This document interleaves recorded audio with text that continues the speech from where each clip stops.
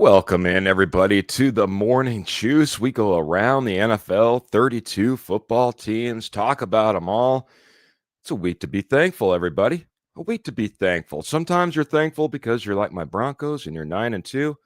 My good friend Kenny Kirkpatrick's going to come on here in just a moment. He's thankful this morning for a whole other reason. Why are you thankful? Let's get into it. It's time for the Morning Juice. Let's get started. NFL. Week 12 already. Man, let's get started. Let's go.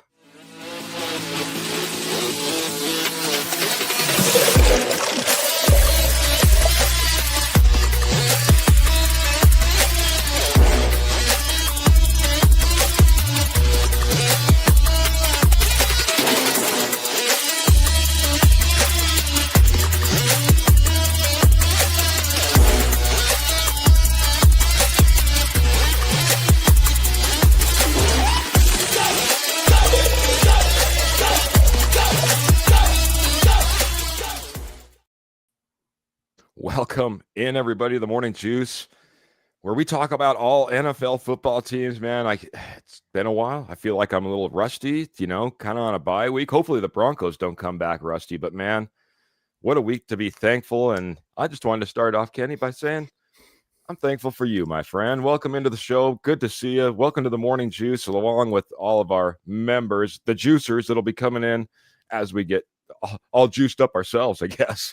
Yes, and Keith, I'm thankful for you, fellow horsemen at the Denver Bronco Roundup, Rocky Mountain Sports Network, all my friends and co-hosts on my other network, K&K Sports Show Network. But most importantly, I'm thankful for the juicers and our friends in the audience. Thankful for everybody's health, most importantly. And everybody to get through the holidays. And I'm also going to start singing "'Tis the Season to Be Jolly" because Giant fans got an early Christmas present today as we just fired our defensive coordinator, which we'll get into in a couple minutes. But I'm happy.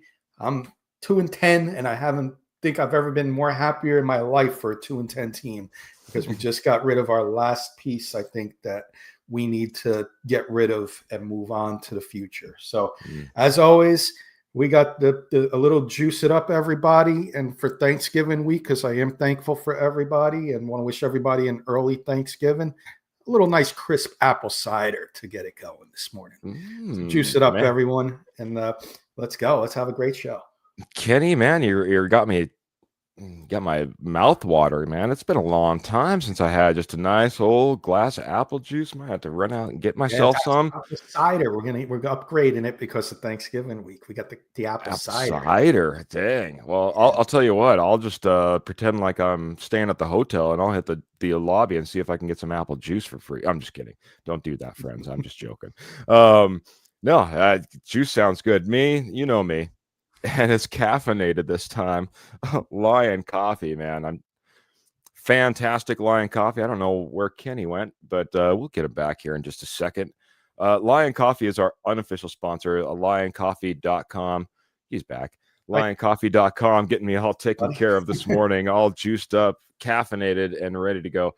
Telling you, man, I'm thankful for my good friend Patrick Wiltsey and the juice that he brings to the show and to my cup. Thank you, Patrick Wiltsey, if you're out there anywhere, my friend.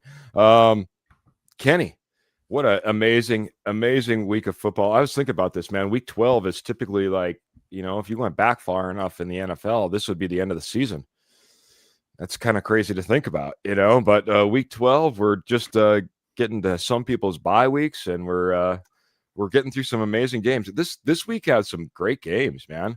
I was going through all the different games. Yeah, I mean, talk about some close score games, some overtime games, just some fantastic football out there. And it was good to see, man. It seemed like the week before had some big blowouts, but this week, great week of football. Started off with the Bills and the Texans on Thursday night. And I mean, couldn't ask for much more, especially if you're just hoping for a good game down to almost the final moments. So Let's talk about that one if you want to, Kenny. Yeah, absolutely. Let's just say a quick hello to Martin coming in the chat and just saying he loves a good spicy hot apple cider. Good morning, guys. I went with the cold version today, but hot apple cider is on the menu, I think, for later on this week for sure. And happy Thanksgiving to you and your family, Martin, looking ahead to Thursday. And thank you for always being a part of our shows. And good morning to you as always. So, Thursday night, Buffalo loses another one. Texans on the rise. 6-5 now. Watch out. There's still enough time in this division for the Texans to get hot, and the Texans are winning with defense. Josh Allen, 2 interceptions in this game. 8 sacks from the defense, the Texans side. So they got to Josh Allen in a big way. James Cook did run 17 for 116, but I preach this all the time. If you got a two-headed monster, beat the best player, make the best player on the team beat you. And they didn't let Josh Allen beat them. Don't let the best player beat you. And they didn't let Josh Allen beat him. They let James Cook have his. But when it came down and dirty, they got it done, the defense. Javis Mills did enough, 16 for 30, 151 and 2 touchdowns. And Texans, scary team heading into the second half of the season. A few games left. I think they have 2 games with the Colts, if I'm not mistaken. Watch out. Texans are on the rise. And the Bills are treading right in the middle there. They got to watch. They better watch. They got 4 losses now. Teams are on the rise. Watch out, Buffalo. Buffalo being up and down. 1 week they're world beaters. The next week they're losing to a team you wouldn't expect them to. I wouldn't say this Texans team was a team didn't expect them at least to be in the conversation, because quite honestly, I think the Texans are in the conversation for one of the best defenses in the league. They play well, and they're scary. And they got after Josh Allen, and everyone talks about how tough it is to get Josh Allen down. Man, they were all over Josh Allen, and that was the main piece that got them the victory. But hey, hats off to Davis Mills, maybe one of the better backup quarterbacks in the league. For one-time starter, he goes in there and gets it done. I thought the Colts were going to get it done too, Kenny. I thought the Colts were going to knock those Chiefs out, but it was a win-win situation, though, in my opinion, from an outside perspective. Win-win situation for Broncos fans. Yes, you want the Chiefs out in any way, but there's 2 teams that are ahead of the Broncos. One team that's ahead of the Broncos going into yesterday was the Colts. Beat you head-to-head. You need to have a better record than the Colts to have a better seed than the Colts. Yeah. Chiefs beat them yesterday in overtime. Daniel Jones did his thing. I'm sounding like a broken record here. They let Daniel Jones make a couple plays, 19 for 31, 181 yards and 2 touchdowns. The difference was Jonathan Taylor, Spagnuolo, the defensive coordinator, said, we're not letting him beat us. 16 for 58 in this game, no touchdowns. So Jonathan Taylor was stopped. On the Chiefs side, Mahomes, 352 yards. He threw an interception. Kareem Hunt, the difference in this one. They pounded him the ball 30 times, 30 rushes in this game for 104 yards with a touchdown. And Rashee Rice, no dangerous receiver there. The Chiefs have 141 yards in this one. But Chiefs get it done in overtime, stay alive in the playoff hunt, keep their hopes up. But now the Broncos are ahead of the Colts. Mm-hmm. Now you're on the same level field as the Patriots. Just keep winning, and things will fall into place for the Broncos. So got one of the things happen yesterday, and it would have been nice to see the Chiefs lose, but we can get the Chiefs do have a tough schedule coming up, and let's see if somebody else can knock them off the pedestal. Yeah, I wouldn't say they have a tough schedule coming up, but I do know they have one game left right around Christmas versus the Broncos. That could be the win and they're in type of game for the Chiefs. Losing, they're out. You never know. But you're absolutely right. The Colts losing did help the Broncos out. And since I'm a big Broncos fan, if you can't tell, anybody that hasn't been a part of the show before, it's in the background. But yeah, the Colts take the loss. Chiefs decided they were going to run the ball, and then once the Colts had a injury on the defensive line, it didn't stop them anymore. They were the most run heavy I've seen them in quite some time, and it was enough to get the game taken care of. I did think the Colts had an opportunity near the end, about 5 minutes left on the clock, 4th down. They could have went for it. Instead, they end up punting the ball. of course, the Chiefs take it all the way down the field and get that field goal to go into overtime and then win it in overtime. So just, an opportunity maybe lost. Coaching's tough sometimes, man. Coaching's tough for the Tennessee Titans as well, man. It doesn't seem, no matter how well they play, they played pretty dang well in this last game. The Seattle Seahawks came to town and beat the Tennessee Titans as the Seahawks just continue to roll. Sam Darnold and Jackson Smith and Jigba, and you name it, man. It just seems like that team is destined for something a little bit different this year. Yeah, 8-3 for the Seahawks. Big bounce back after that loss to the Rams. But hey, everybody's losing big to the Rams these days, which we'll get to that game in a little bit. But Sam Darnold did what he needed to do. 16 for 26, 244, 2 touchdowns, nothing special. But when you say 244 yards, 167 of them were to Jackson Smith and Jigba. 8 receptions, 2 touchdowns. This guy may be on pace to he's definitely, I think, going to get to the 2,000. But I want to see how close he can get to the record in a 16-game season, because if he keeps getting over 150 yards and touchdowns, he may be going after, I believe, Jerry Rice's record over there. So excellent season, and it's 17 games. It's going to be an asterisk, but I want to see what he does 16 games in, because he's on pace to be right there and arguably, easily, in my opinion, the best wide receiver in football this year. On the losing side, Cam Ward. Sorry, on the losing side, Cam Ward had one of his better performances: 28 for 42, 256, and a touchdown. Gunnar Helm led the way with 51 yards receiving, the rookie tight end that some Bronco fans wanted, and some didn't. It was always a mixed conflict with him, but he had one of his better days: 51 yards on 6 receptions. But Cam Ward doing a little better each week. They might end up surprising somebody, as they lost a close one, 30-24, respectful game. They might surprise somebody and get a win or two down the road here. So Cam Ward keeps playing this way. Yeah. Coming into round, just, not the right opponent maybe to have one of your better games, because like you said, the Seattle Seahawks, they're doing well. They rebounded off a loss and are back on track with this 30-24 victory. I figured I'd head up to the NFC North now. Speaking of Sam Darnold and former teams, I guess you could, for a transition, we could talk about the Vikings and the Packers, man. The Vikings, I like Kevin O'Connell. I liked him as our head coach over Nathaniel Hackett when the Broncos were on the search, but he's struggling up there. He's struggling with his new quarterback. I'm sure he would love the idea of Sam Darnold back there quarterbacking this team once again, as well as maybe a few wide receivers on that team. Not a good performance. 6 points by the Vikings, 23 points by the Packers. The Packers take care of things in the NFC North and kind of get back on track themselves. Yeah. First of my toasted teams this week, the Packers defense toasted Minnesota Vikings in this one, and led by 2 sacks from Micah Parsons. 2 sacks led the defense. They toast the Vikings, and we all know it's the holidays, so you have the Dr. Seuss, the Grinch, but we all know that book, Green Eggs and Ham. Mm-hmm. Well, Packers created their own called Purple Pancakes and Jam, because they just destroyed J.J. McCarthy, Justin Jefferson, and no show in this one.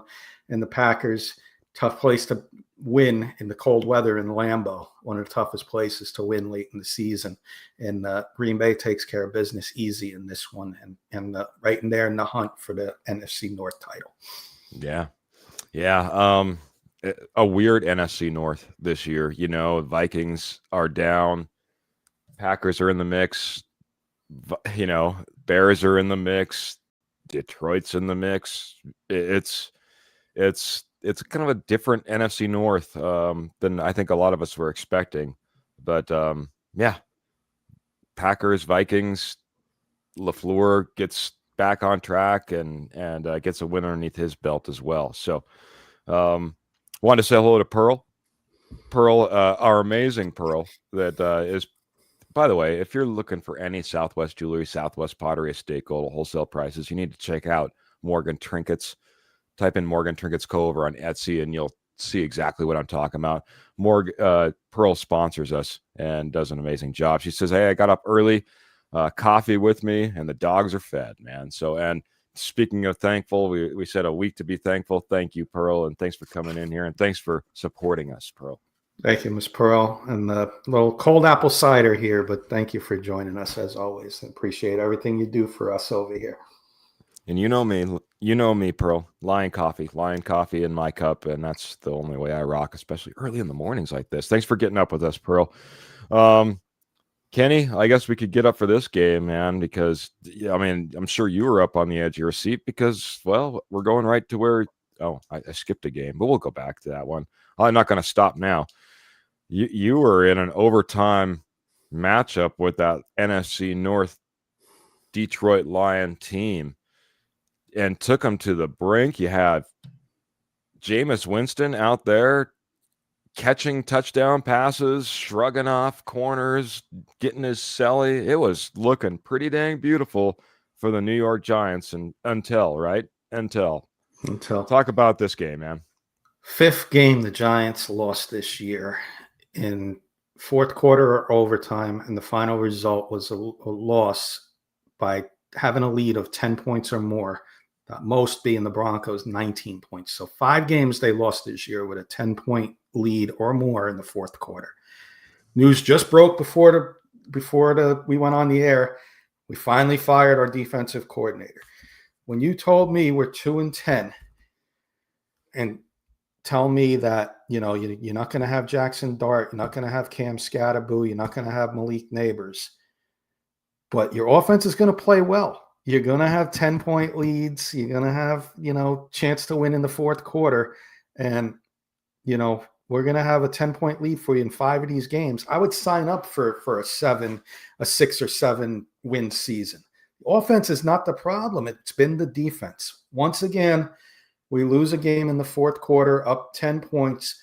Questionable call by the offensive coordinator by the head coach, Mike Kafka, late in the game. Up 3, decides to go for it on 4th and goal from the 4-yard line instead of taking the 3 points with 3 minutes left in the game, going up 6. Lots of controversy. Was it the right call? Was it not? I'm on the side of you go for it. You're 2-9. You got nothing to lose. Your team has already lost this many games. They got to go 95 yards if you don't get it. Well, they got the tying game field goal, and they won in overtime because of that coordinator who got fired decided to sit Dexter Lawrence on the first play in overtime after a 10-minute break before overtime starts. And it was no lie, the parting of the White Seas. Go see how big the hole was for Jamar Gibbs, who ran for 70-yard touchdown on the first play, because they ran right at the guy who was replacing Dexter Lawrence. Giants lose again, 2-10.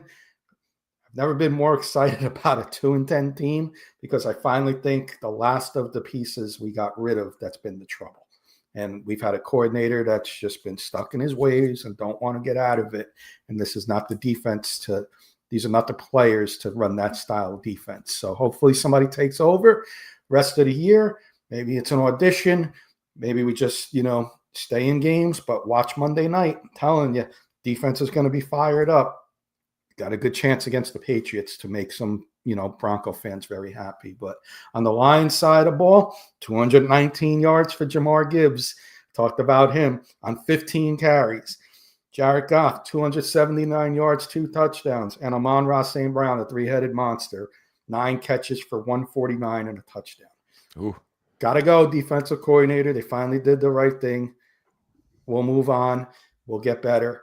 Future's bright for the Giants, and I'm excited. And come check me out tonight. You're going to see an enthusiastic Kenny K on the New York Giants football talk because I am fired up and I can't wait. Checking out the Kenny K Sports Show tonight. Kenny's all over the place. He's doing podcasts left and right. I don't blame you, man. I understand, man. You're, like you said, you got 2 wins on the season. Your defense has let you down time and time again. 5 games that you could have flipped into your favor that went the opposite way. I can't imagine how fired up you're going to be. You're going to have Paul on there with you, my friend? Yes, he'll be fired up as well. And you guys have been there. Bronco fans have been there the last couple of years ago with Nathaniel Hackett, Yeah. Sean Payton's first year, going to Miami and giving up 70 points, which Yeah. they could have scored more if they wanted to. You've been there, so I know you understand. I know Yeah. it, and I'm just happy. I think the future is going to be bright for the Giants.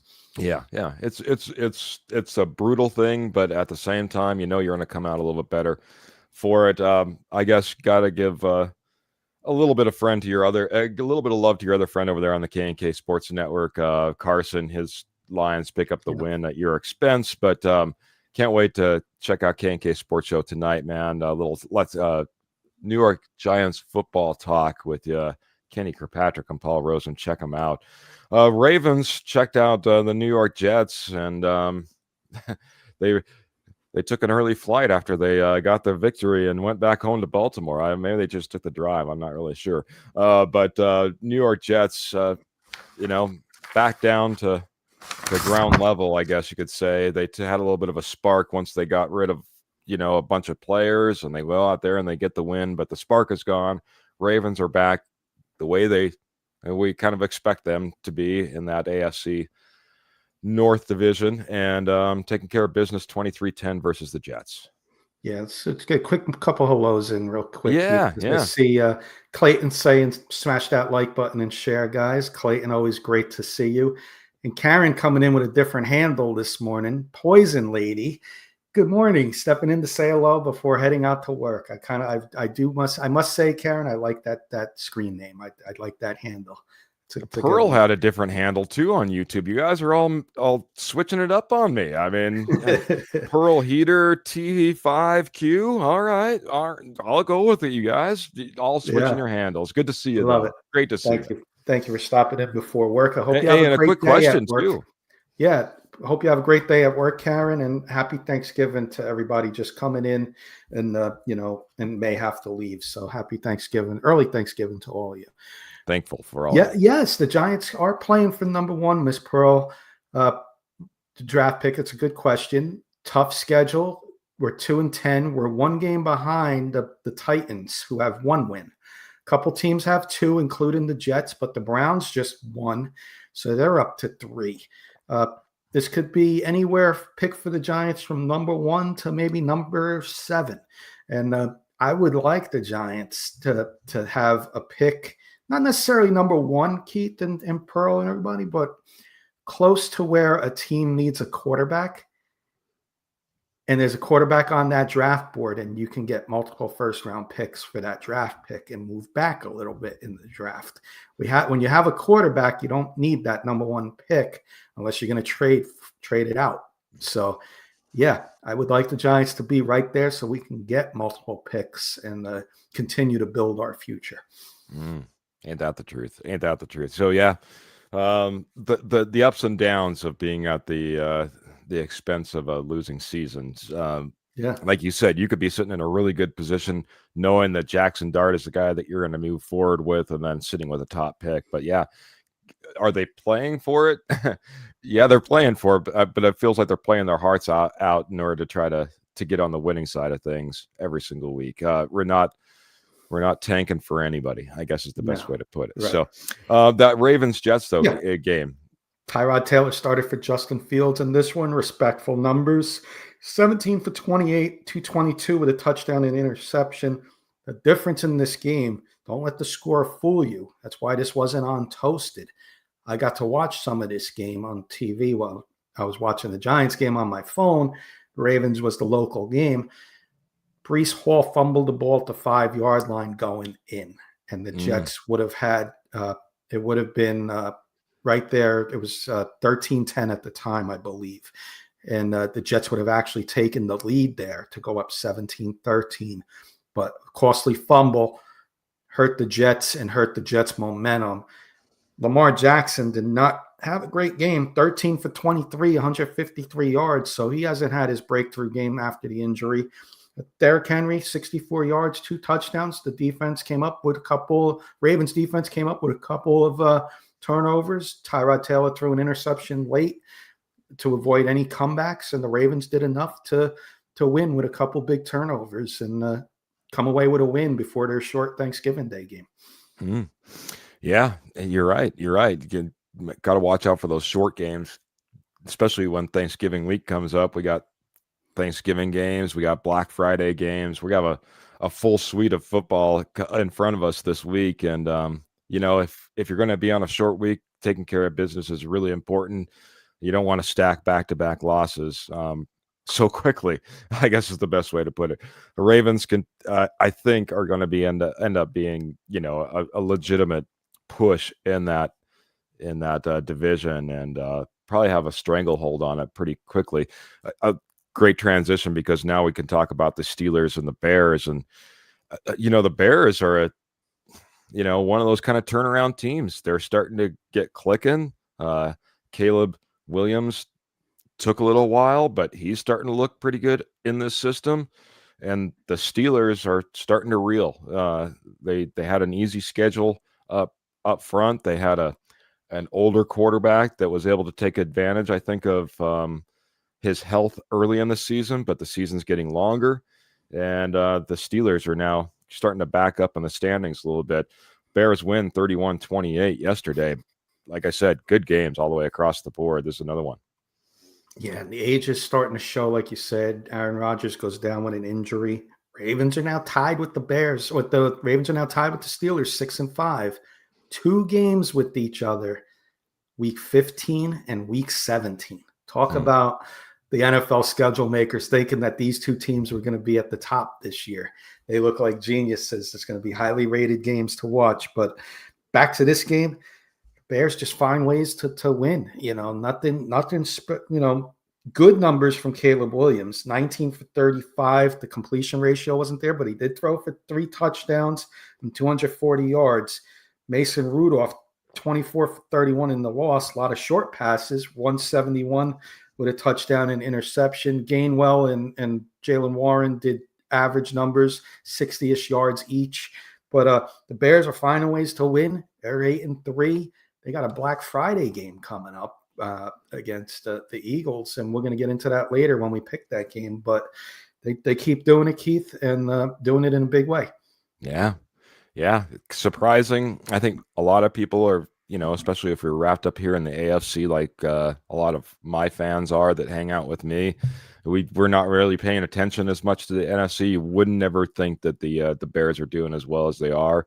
And they're putting something together, and they're going to be contenders in that division, just plain and simple. This is the game where it was kind of like a few other ones, man. Like I thought, well, maybe like the Giants game. I thought the Bengals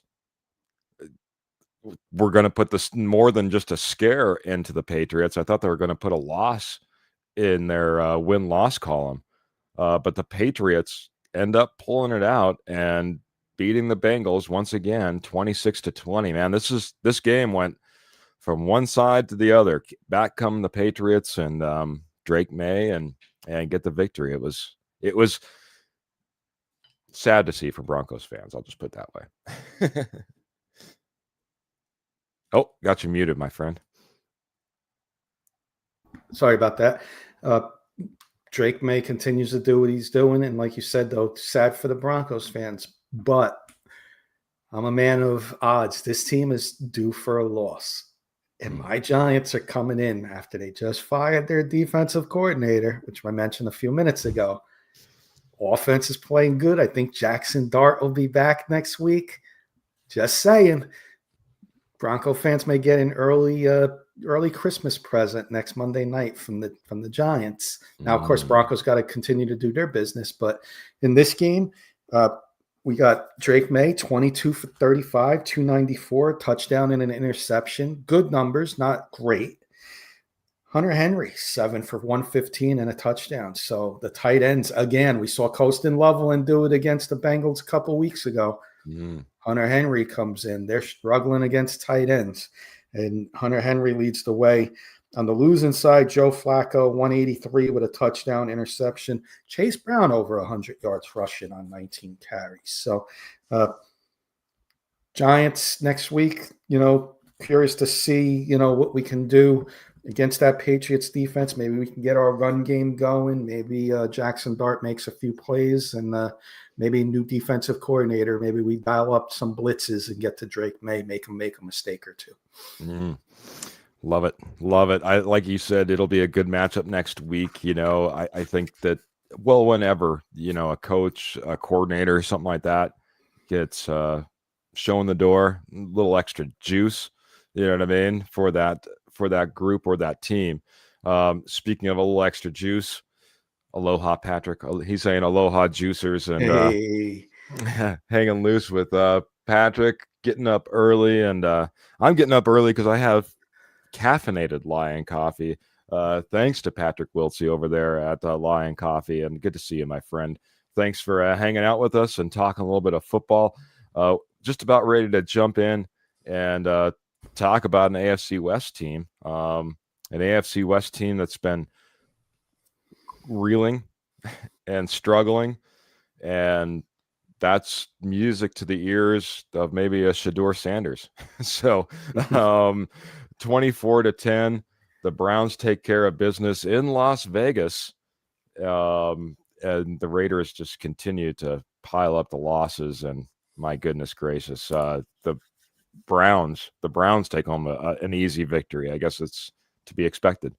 Yeah, let me just say aloha to Patrick officially.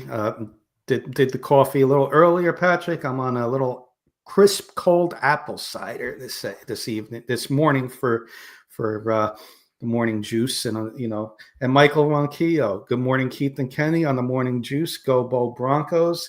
New York Giants fired defensive coordinator Shane Bowen, which we did get into a few minutes ago, Michael. Thank you for hopping on. Always appreciate you. Everybody's friend, Michael Ronquillo, with 100 stars. Michael Ronquillo. Yes, and check me out tonight, Michael. I'll be on with Paul. Very fired up, Kenny and Paul. We will say that much. So if you want to see some enthusiasm and some fun, come in, hang out with us. It'll be a blast tonight. This is my second of two toasted teams, and the Browns have been on some losing sides. The Raiders have been on some loser sides. The Raiders is going to get toasted in this one by the Browns defense, and 10 sacks in this one, Keith. Oh my gosh. 3 more from Myles Garrett. So anybody who had hopes, unfortunately, of me for Brian Burns, Bronco fans for Nick Bonito leading the league in sacks, I think Myles Garrett is gonna clinch that one with another 3-sack performance in this one. And Gino was running for his life, and I think he forgot to take that bread out on those cheesesteaks, because Gino's over there. For those who don't know, there's Gino's and Pat's, two franchises Rival. there in Philly, and they were thinking about bringing one to Vegas, but Gino's owner said, nope, not with Geno Smith, that quarterback. Another bad performance from him. So they put 2 patches on the Raiders' eyes in this one, and it's Geno's throwing with a blindfold patch on both sides, because 10 sacks, he didn't know which way they were coming from. So hats off to the Browns. Shedeur Sanders, decent game. 11 for 20, 209 and a touchdown, and with an interception, and got the job done. Doesn't matter how you get it done. You get a win. Maybe this is maybe their quarterback of the future. We'll see. He's going to have an audition these last few games. And the Raiders are one of those teams. Pearl asked earlier about number 1 pick. This is one of them teams I hope can win a game or more than the Giants, because this is a team I think that will be looking for a quarterback next year, and will be willing to trade for a quarterback next year, trade up to get their quarterback and give up first-round picks. That's the truth. With Mahomes, Bo Nix, and Justin Herbert in your division, you need a quarterback. We said that with the Broncos last year. You need a quarterback with these 2 quarterbacks. You got your quarterback. The Raiders need theirs with Brock Bowers and Ashton Janty. So, yeah, and just a team. Honestly, I was more nervous of the Raiders this year. I thought they made some good changes. I thought the culture change with a Pete Carroll might be enough to kind of rally the boys a little bit as well and get them playing in the right direction. But it's been a tough season for the Raiders. Not that I'm going to complain, but a tough season for the Raiders nonetheless. And the loss to the Cleveland Browns is just indicative of that. Another team that's just been kind of struggling, and we can talk about that NFC West as much as we'd like and how strong they are, but the Arizona Cardinals are not the strongest piece in that division. They take another loss as the Jacksonville Jaguars and Trevor Lawrence continue to kind of make some quiet noise over there as well, man. Take the victory in overtime, 27-24 in Arizona. Take the big long trip across to the West Coast and take care of business in the end, man. So, I mean, only a few more games to talk about. Let's talk about this one, my friend. Yeah. I won't talk about it too long. Didn't watch this game. It wasn't a national televised game, but Trevor Lawrence, 256, 3 touchdowns, 3 interceptions. So, he's throwing some interceptions. Strange, the tight end for the Jacksonville, almost 100 yards in this one. So he was a sleeper guy. I said, watch out for this guy. That's the guy who replaced Evan Ingram for those Bronco fans out there. Wondering who the Jacksonville Jaguars tight end is. Jacoby Brissett threw 49 times, completed 33 of them. Michael Wilson, back-to-back games with double-digit receptions and over 100 yards, 118 yards in this one. Him and Jacoby Brissett having a nice connection in a losing effort. But want to shout out the Jacksonville defensive coordinator, Anthony Campanile. I want to shout out New Jersey High School. I'm from New Jersey. I help out on my friend Kurt and Jen's high school podcast. Nick Campanile and the DePaul Spartans are going for state championship on Saturday in the non-public schools, the private schools, the number 5 team in the state, I believe. Anthony Campanile, the defensive coordinator from the Jaguars' younger brother, head coach at DePaul. Let's wish him luck. His other brother just lost. The Campaniles are a big New Jersey family, and his other brother just lost. And they were 2-time defending champions. They just lost this past week to Don Bosco, who is Joe Shane's son. Carter Shane is on that Don Bosco team leading the way at quarterback. So a lot of ties here with the Giants, maybe in the future with the Campaniles. Maybe we can get one of them over to the Giants. And Carter Shane, best of luck Saturday. Us Giant fans, rooting for you. Go get a state title, number 1 team in New Jersey. There you go, buddy. Holy cow. Small world. That's what one of the things I'm always made aware of. It seems like every now and then it's just how small this world is. And Kenny just made it right there, man. All of a sudden he's going to be talking to Joe Shane and recommending defensive coordinators. I see it. The defense for the Eagles has been pretty stout. The offense has been pretty stout, and they've been stacking up wins, Kenny, but not yesterday. Not yesterday. No. The Dallas Cowboys played the spoiler in this one, and another great game, 24-21. The Cowboys get it done. George Pickens looks like a guy that's maybe found a home in a Dallas uniform. I'll just say that. Yes. Looking pretty good down there, man. Talk about this game, my friend. Yes, national game televised, the 4 p.m. slot.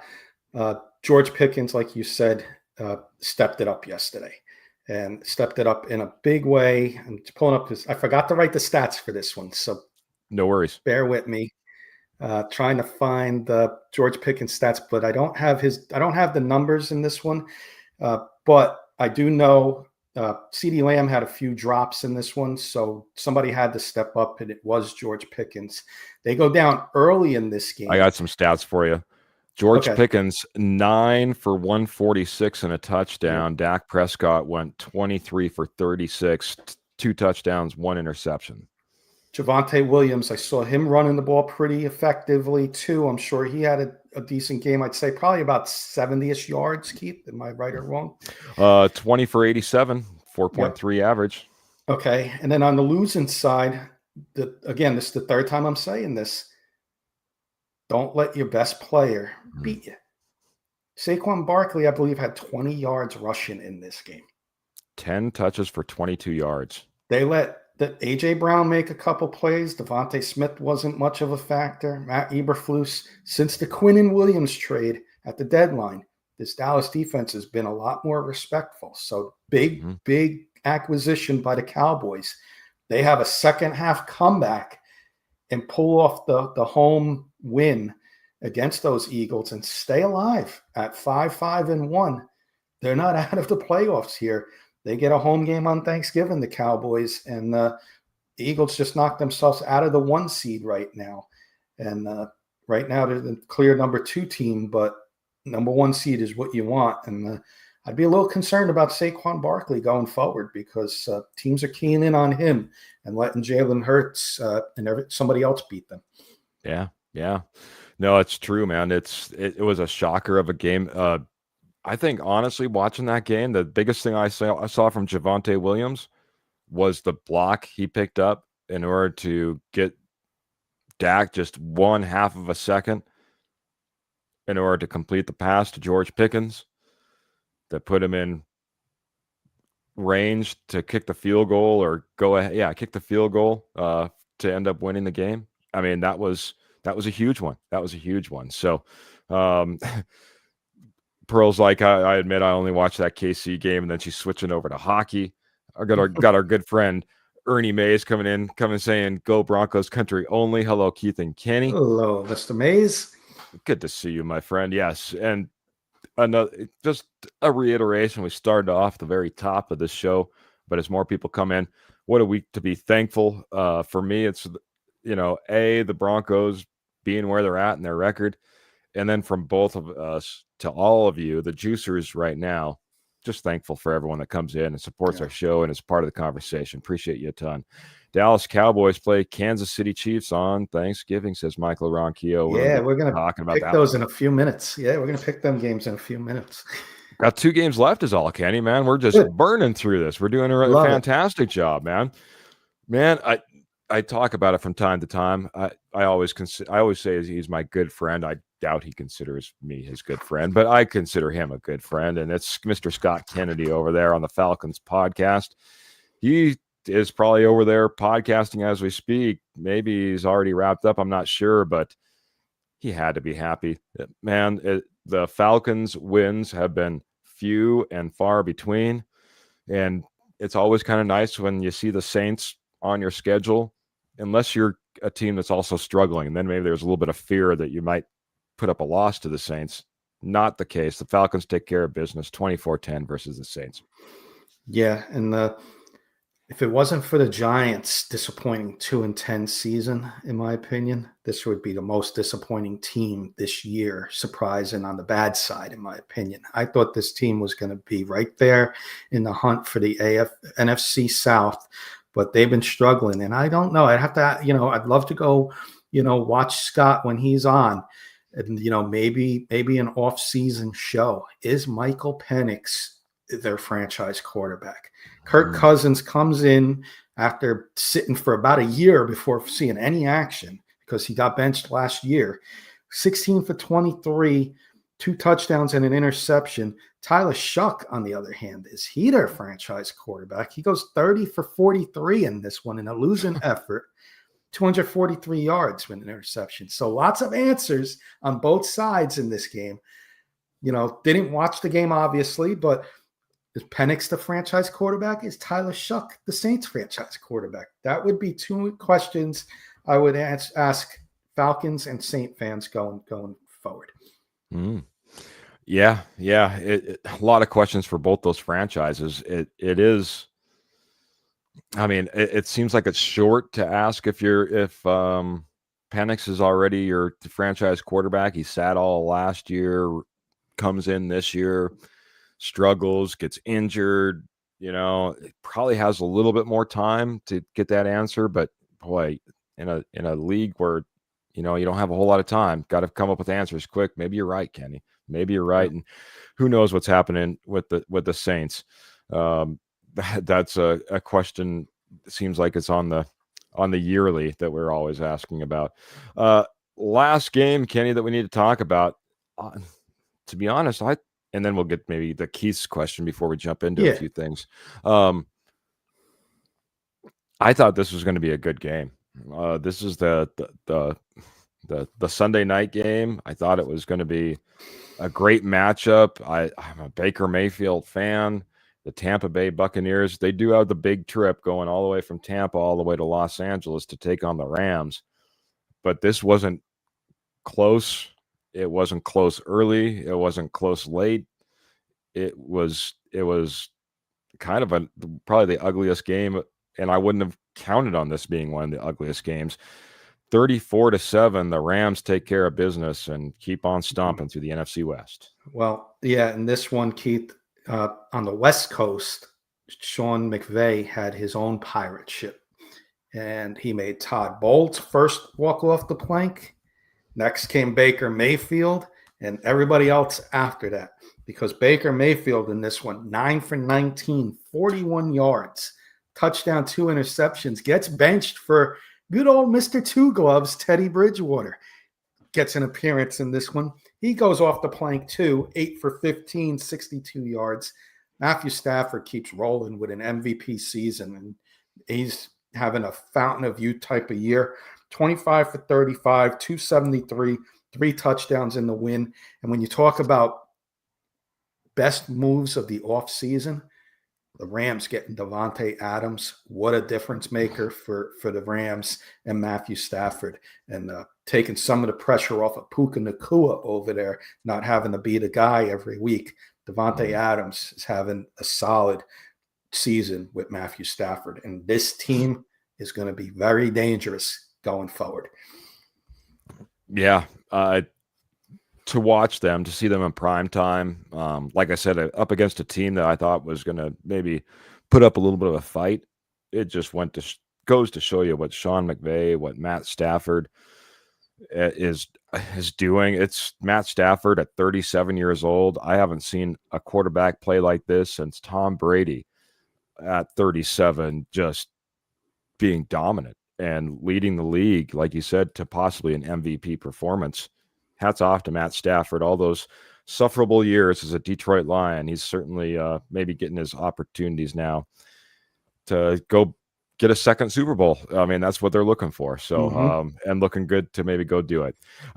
We have a game tonight, Kenny, and then we can get into Kate's question real quick. Yeah, let's do that. Yeah. Well, let's do the Monday night. Let's do tonight's game. Yeah, do the Monday night. Yeah. Panthers versus 49ers. Carolina Panthers have kind of been up and down. The 49ers, again, a team in that NFC West that, just continues to grind it out. Some good games, some rough starts for the 49ers, but they seem to be on track. What are you thinking about this Panthers 49ers matchup this evening, my friend? I've been mostly all week been on the 49ers. Christian McCaffrey getting to play his old team finally, the Panthers. But there's something about this Panthers team now that's telling me, go with the Panthers. Go with your gut. And my gut is telling me the Panthers are going to actually show up tonight. Buccaneers lost yesterday. Motivation to come up with a big game, go 7-5, and in the hunt for the NFC South. Right there, same record as the Buccaneers. They have to play each other again this year. Bryce Young is going to have one of those better games. There are some injuries on the 49ers defense. I could see this being a high-scoring game in the high 20s, and the Panthers pull off a huge Monday night upset on national TV, 27-24 victory for the Panthers. I like that, man. You made and Michael Ronquillo's boy, Tet McMillan, is going to have 100 yards plus at least 1 touchdown. Little bold prediction there on for those who like to throw some, prop bets in there at the wager inside, or just for fun to watch stats. Tet McMillan over 100 yards and at least 1 touchdown, maybe 2 touchdowns. Nice. Go Panthers, says Ernie Mays, and Michael's just telling us Baker Mayfield suffered a shoulder and arm injury. Keith and Kenny. Thank you, because I did working nights, Michael. I did nap a little bit during that game, and Keith and them know, because Keith and I were having a meeting last night, and I was an hour late for it. So Keith knows I fell asleep last night during that game. Thank you for that, Michael. Though appreciate the heads up there that he did get injured. Yeah. And thoughts with Baker. Like I said, I'm a kind of a Baker fan, and don't want to see injuries for anybody. Good friend Martin's coming in here, says that Niners D is non-existent. They have enough offense to win tonight. I think that's where I'm at too. Home game, Panthers. I'll be honest, man. I'll just flip the score. I don't think your score is too far off, and I think it's going to be a close game like we saw like all week. So through the majority of these games, I'll go 24-27 for the 49ers. Nice. But yeah, I think it could be one of man. You stated such a good case. I almost changed where I thought I was going to go on that, man, because I was leaning 49ers almost the entire time. So Keith comes in and he asks one question before we get into the Thanksgiving and Black Friday games, buddy. And before that, we have a little blind ranking too. Do you see any big playoff changes this weekend, Kenny? Yes. Anything on the horizon that you're going to be looking at that's saying, "Oh, look out, man! This weekend could be a big change as we start to get into these games." My friend, one of my best friend, Kurt Valenti. You all know him. You know, the enthusiastic Kurt Valenti comes in and hangs out with us. Has his own shows with me on my other network. Loves calling me Upset Kenny because I like to pick the upsets. So yes, Keith, I do have two big playoff changes this upcoming weekend. One, the Panthers, who I just mentioned, they're going to upset the 49ers tonight, and they're going to be right there with the Buccaneers for the division. And the second one, for all my fellow friends out there that are Bronco fans, my New York Giants are finally going to get a close win. They lost so many games on the road against tough opponents. Broncos, toughest place to play in the NFL. Detroit yesterday, Chicago, all 10-point leads or more, 19 against the Broncos in the fourth quarter, and they lost. Okay, Giants are finally going to get on the win column, fire the defensive coordinator. This defense is going to come fired up. You're going to see a different scheme on defense.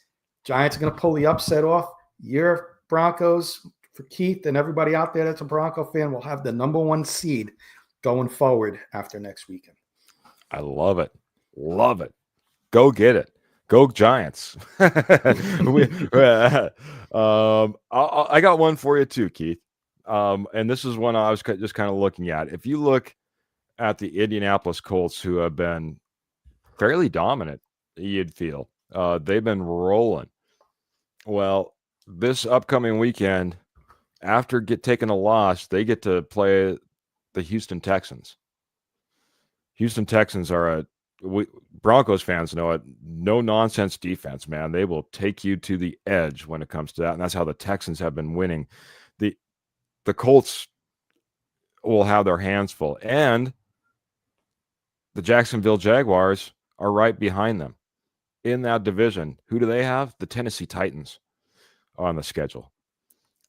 I think you'll see a tie atop that division between the Colts and the Jaguars. And when everyone thought the Colts were just going to run away with that, all of a sudden here comes the Jacksonville Jaguars at the very end. I think we could see, like I said, a tie for the division, and then going forward, anything is possible. Maybe it's the Jacksonville Jaguars, not the Indianapolis Colts, like we all kind of thought early in the season as they were rolling. So that's mine. Kenny, I guess I got a blind ranking. Got a blind ranking for everybody out there. I'll give everybody about 10 seconds so they can get paper if they want to write it down or if they want to put it in the chat. Going to do this 2 ways this time. It's a special one. With the Thanksgiving holiday on Thursday, I went on a website called Taste of Home, and I got the top 5 side dishes to serve on Thanksgiving. And as a bonus, Keith, I want to know what your personal ranking would be. So first, we're going to get the rankings that are on the website. And then second, your favorite from 1 to 5 on this list. And I'll play along too and write mine down as well. So if you're ready, I'm going to start with the first one. Yes. We're going to go. These are all great side dishes to have on Thanksgiving. We're going to go with the old sweet potatoes with marshmallows.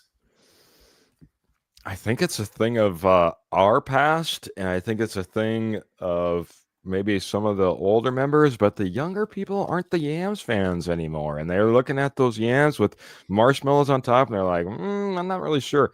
I'm going to put them all the way at the bottom. I'm going to go 5, man. Okay.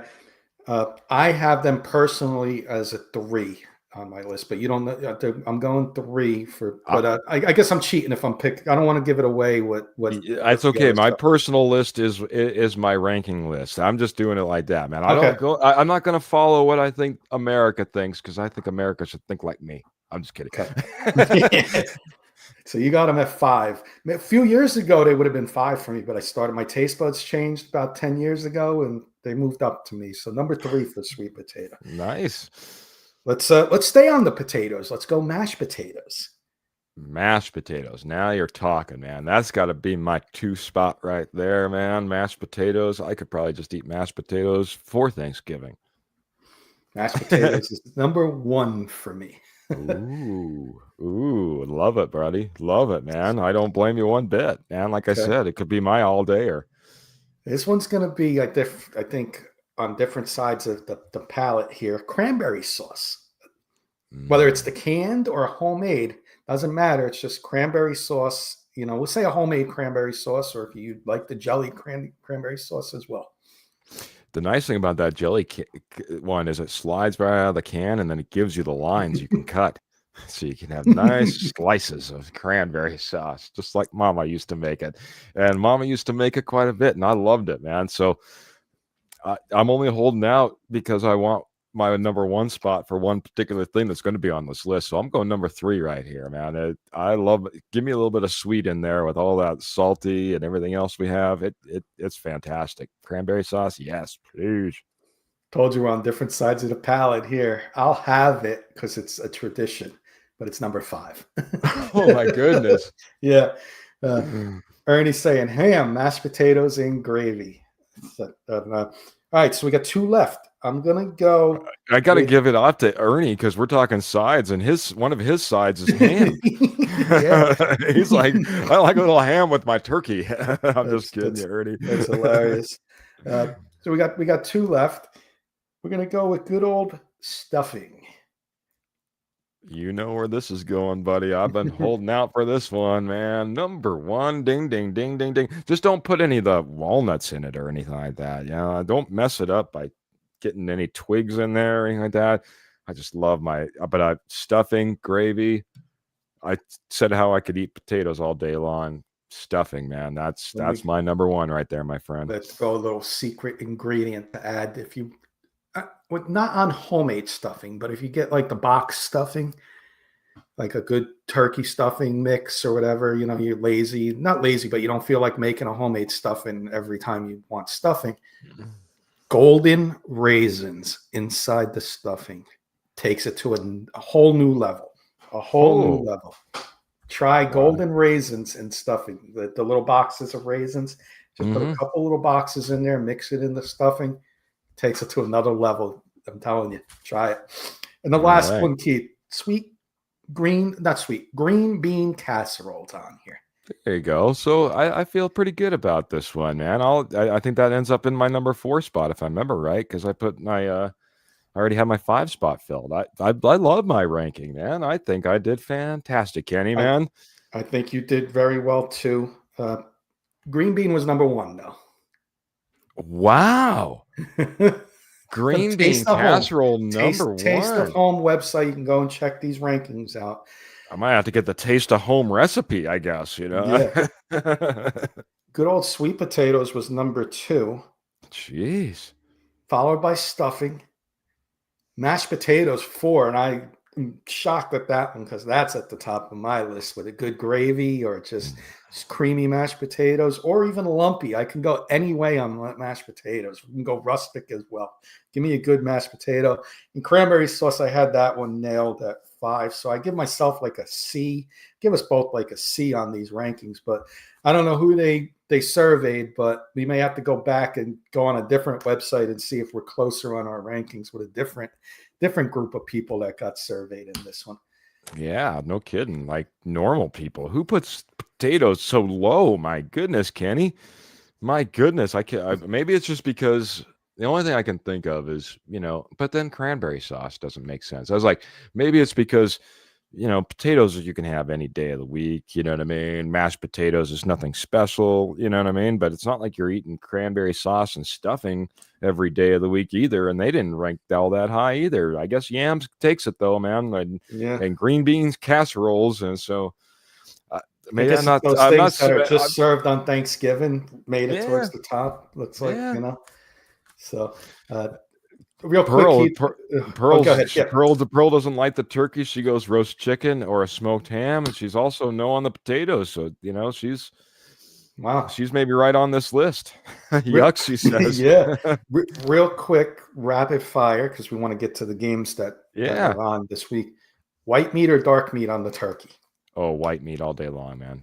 Yeah, I can't imagine. I can't imagine anything else. Same. It was good because I always had my godfather used to come over with family, and he always liked the dark meat, and he was a big eater. He used to love the Thanksgiving platters, so he'd go right for the leg. Take it all you want, Uncle John. Take the leg, please. Take both legs. Save the breast meat for me. White meat turkey. Me and my wife, we're like Jack Spratt and his wife, because she loves a nice fatty marbly, and I don't. And she likes dark meat, and I like the light meat. But believe me, it's perfect when we sit down. We can take care of things. So exactly. All right, Kenny. Speaking of Thanksgiving, real quick. All right, buddy. Where do you want to go first? Packers Lions. Start off with the early game there. Start with the early game. Packers Lions. I'm going to go with the upset here to start the day off. Carson, I speak to him daily. Our good friend Carson, big Lions fan. This is a team that struggled on Thanksgiving for some reason. Coming off a loss to the Eagles and almost a loss to the Giants, they only get 3 days to prepare for the Packers, who are playing well. And I think the Packers are going to come in and win a higher scoring game here. I did not like what I saw from the Lions defense, and I think the Packers are going to take advantage of that and get the upset on the road. So I think the Lions are a small favorite in this one, 3.5. I'm going to take the Packers in this one to start the day off with an upset. I like it, but I'm going the opposite side. If I'm thinking about a team that needs to be in a boat race to the most amount of points, and you're talking about the Lions at home on that field, I'll take the Lions. I think this is also going to be a big scoring game, but I'm taking the Lions on the other side, man. I think the Lions will get it done, kind of get that Thanksgiving game off their back. They always seem like they were like the perpetual losers during our childhood, Kenny. I know you probably felt that. Not the case this year.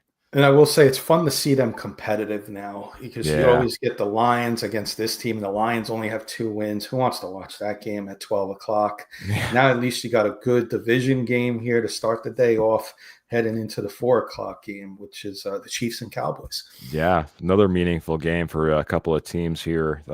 Cowboys, they're kind of starting to hit their stride after this last game, looking really good, and the Chiefs end up getting the win, but it was a tough fought win. This is going to be one heck of a game, Kenny. I'll take this one first. I think this afternoon game is going to be a fun one to watch. I know a lot of our fans will be watching, whether it be Giants fans watching what the Cowboys are doing, whether it's the Broncos fans watching what these Chiefs are doing. I'm going to go ahead and be hopeful and hope that the Cowboys pull it off with the offense that they have. Just going to be overpowering this Chiefs team. It's kind of a hopeful thing, but I'm going Cowboys in this one. I think it's going to be a good game. Could be a coin flip. I'm going to double dip with the Cowboys. Spagnuolo's going to stop CeeDee Lamb, but you can't stop George Pickens. He's going to have another big game in this one. Javonte Williams is going to be good. He's going to do a favor for the Broncos. Cowboys are getting hot at the right time after this Quinnen Williams trade, and I think they're going to pull off a convincing win on Thanksgiving. And Dak Prescott and George Pickens will be holding those tofurkeys or whatever they call them, the 6-legged turkey legs that they have. Oh, yeah. If it's the Fox game, it might be CBS because the Chiefs, so I'm not sure who's on what channel at this time.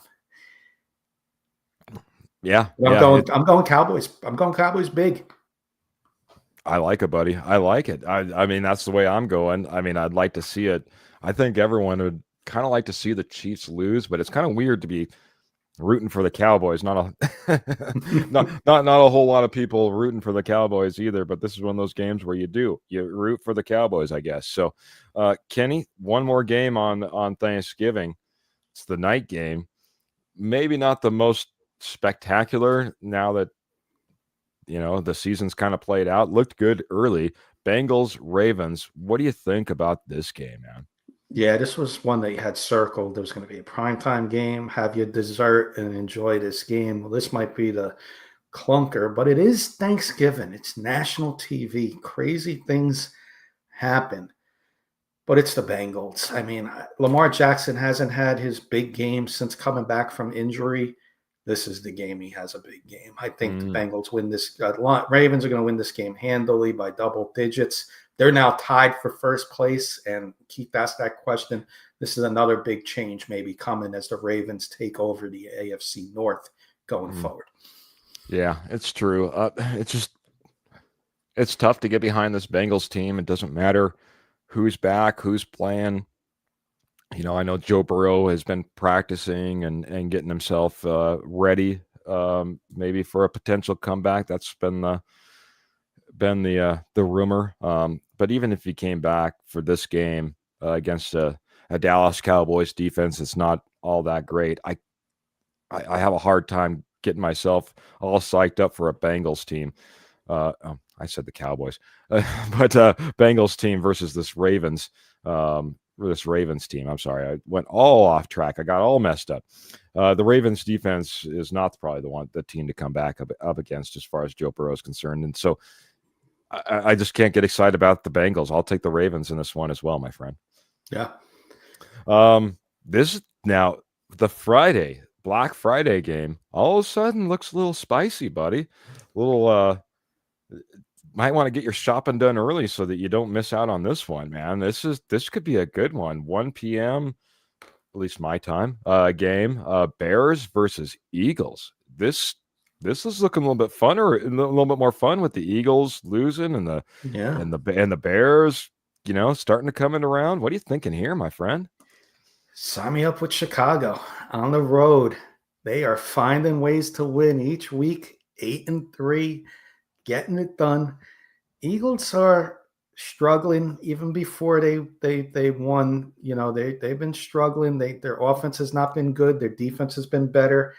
I am going to take the Bears finding ways to win.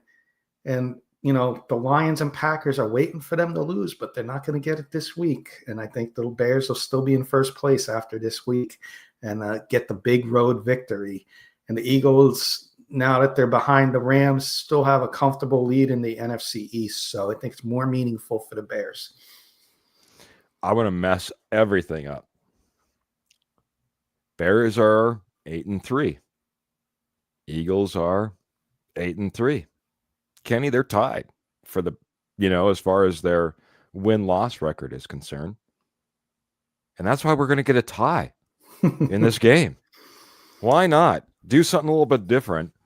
I think it's going to be that competitive and almost that it could be that ugly of a game, I guess you could say. You know what I mean? That you end up getting a tie, and a high-scoring tie game is what I'm going to go ahead and I'm going to predict. Why not a tie and just mess up everything, and for both of those divisions? Try to figure that out now, NFC North and NFC East. Figure out how that run's going to go towards the end. I'm going to call a tie here, Kenny. Nice. Call it what it is. Maybe like a 31-31 tie or something like that, or a 27-27 tie. I could see. Yeah, Nice. That's where I'm going to go, man. We'll tie it up and put a bow on the our predictions with that, I guess. I tell you, there's nothing worse than a tie. To win or lose, it's more exciting. But when there's a tie, it's just like an empty feeling after the game when you have a tie. That national televised Packers Cowboys game just ruined it with a tie. It was just Kenny's not liking my prediction. As far as wrapping up his football weekend, he's like, Keith, you're leaving me with a tie. Thanks a lot, my friend. Yeah, well, that's what I got, man. It's sorry, buddy.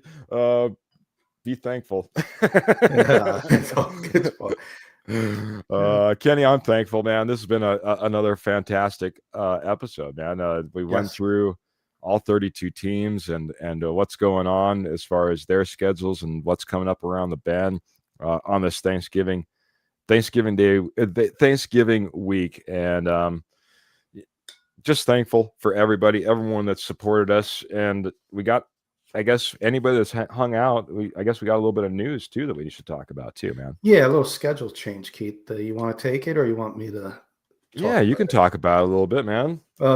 Schedule change coming up, everybody. The morning juice.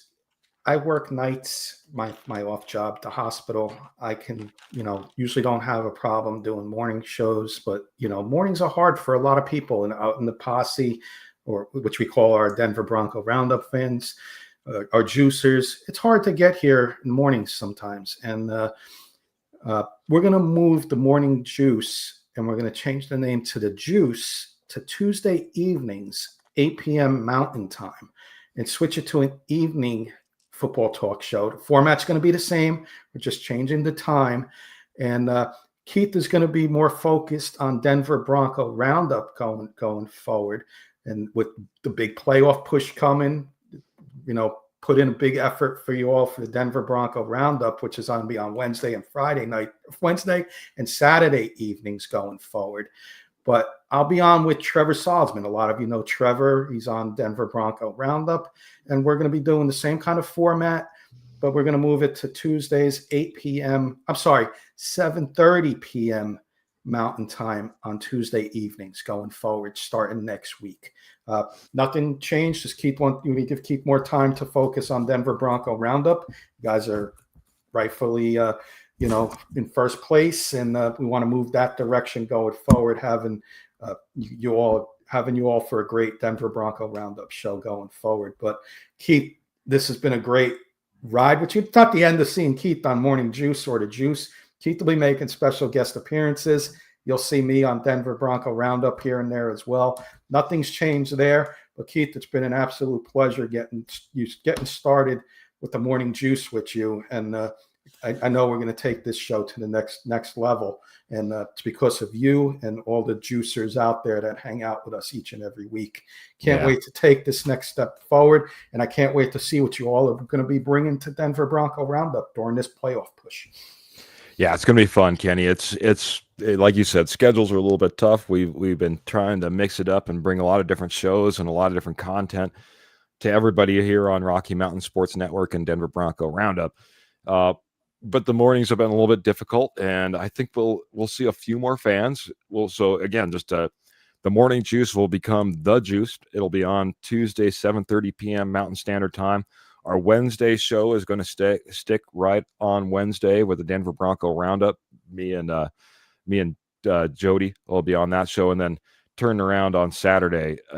Rather than Friday, we're going to push it to Saturday. So now you'll have a Tuesday, Wednesday, Saturday, and of course a post-game show as well. Best way to know about all this, or try to keep track of this and not try to plug it all into your morning brain right now and try to remember it, hit the notification button, hit the like, hit the share, hit the subscribe. That's the best way you'll know when we're going live for every single podcast. But the morning juice is going to become the juice and be available next Tuesday at 7:30. Next time you'll see all of us will be on Wednesday. So can't wait for that. Well, that's not true. K&K Sports Show, New York Football Giants talk tonight. Kenny and Paul all riled up. No holding back. It's going to be fun. I'm telling you, it's going to be a fun show tonight. Come hang out. All right. Yeah, it's going to be fantastic. Let's have a lot of fun, everybody. It's been fun hanging out for 12 weeks, morning juicing it up with y'all, and we'll see you. Like Kenny said, I'll see you guest appearance here and there, but check out the juice on Tuesday.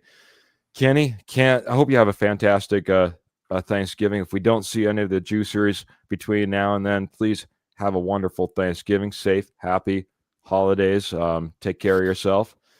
Kenny, any final thoughts before we get out of here, though? Happy Thanksgiving, everybody. Thank you all so much. We'll see everybody next week on the evening, but cheers, everybody. Juice it up. Happy Thanksgiving. Yeah. Have a good week, everybody. Start off right. Be thankful for the wonderful things in your life. I'm thankful for every single one of you. Thankful for all our co-hosts like Kenny Kirkpatrick, who's joining me today. Can't wait to see you again. Remember, hit that like, share, notification button, and hey, check out Morgan Trinkets if you get a chance. Morgan Trinkets Co. over on Etsy. Thanks, everybody.